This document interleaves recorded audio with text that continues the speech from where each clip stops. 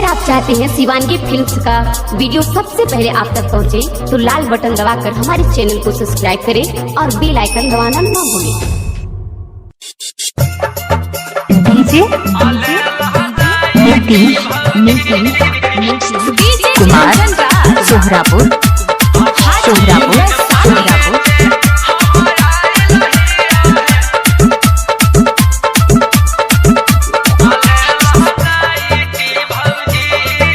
Shivangi recording studio Rajgir. नया नया super duper लेके अलियो है हम भराइटी भौजी। नया नया सुपर डुपर लेके अलियो है हम भराइटी भौजी।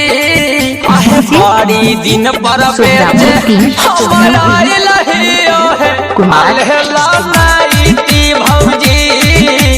बड़ी दिन पर बेचे हमारा लहियो है अलेला नाइटी भौजी।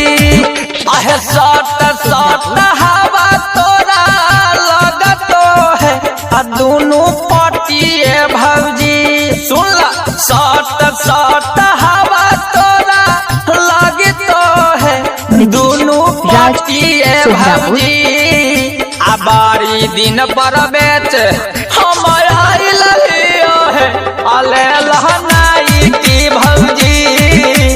बारी दिन पर बेचे हमारा लहियो है अलेला नाइटी भौजी। अरे ले नया बड़की अलेला नाइटी भौजी।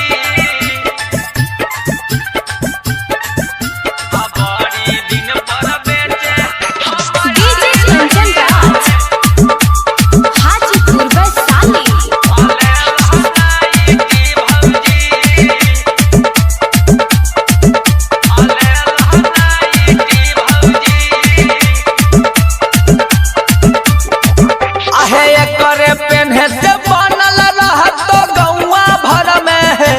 तोरा सोसाइटी भौजी। करे पेन्हे से बनल रहतो गौवा भर में है तोरा सोसाइटी भौजी।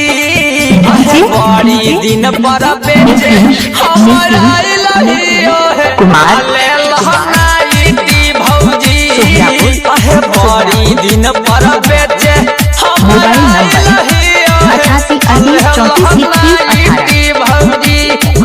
आदि बढ़िया बढ़िया छाटल छाटल एक नंबर हको क्वालिटी भौजी। बढ़िया बढ़िया छाटल छाटल एक नंबर हको क्वालिटी भौजी। बड़ी दिन पर बेचे हमारा लहियो है अल्लाह नाइटी भौजी। बड़ी दिन पर बेचे हमारा लहियो है लेला नाइटी भौजी। भौजी ले लेना जी। बड़ी दिन पर बेचे DJ Kumar सोहरापुर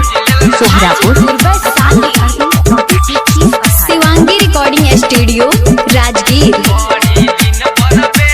Nitish Raj mobile number 8838342118। ऐसन ऐसन बाजारिया में नाय मिलतो है कलर लाइटी भौजी। ऐसन ऐसन बाजारिया में नाय मिलतो है कलर लाइटी भौजी।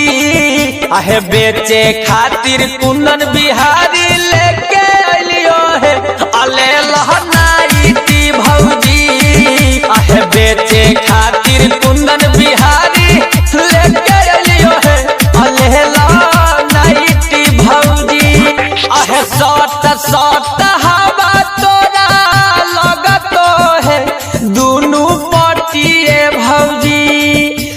सट सट हवा तोरा लगतो है दोनों पटिए भौजी। बड़ी दिन पर बेचे हमारा लहियो है अलेला नाइटी भौजी।